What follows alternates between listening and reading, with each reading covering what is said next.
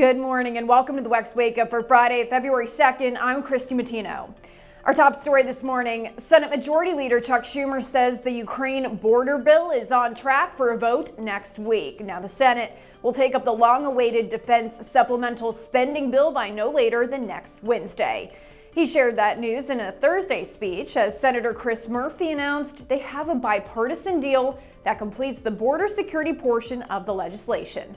In an era of divided government, the only way, let me repeat, the only way we pass a national security supplemental is through bipartisanship.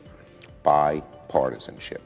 The bipartisan working group has been negotiating with the White House since the fall on a border security deal that would unlock Ukraine funding and assistance to Israel and Taiwan.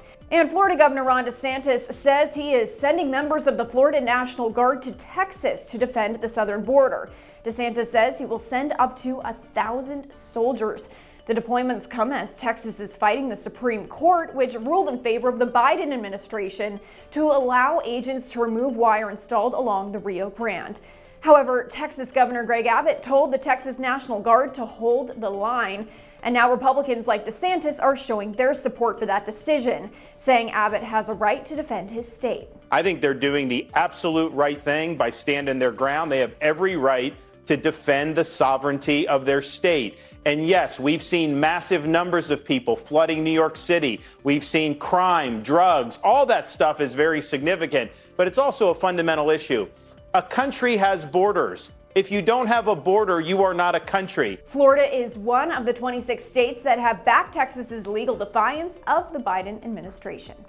And President Joe Biden signed an executive order on Thursday sanctioning Israeli settlers in the West Bank who commit acts of violence against Palestinians.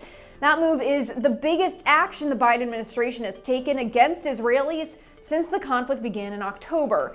Sanctions will include blocking settlers who have committed acts of violence from accessing U.S. property or assets, also from engaging with the American financial system, and from entering the U.S. Here's more from the State Department.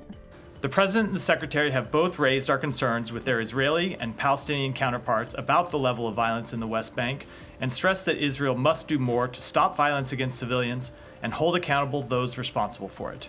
Thanks for joining us this morning on the WEX Wake Up. Be sure to give us a follow online and on social media so you stay in the know of all those headlines turning in politics.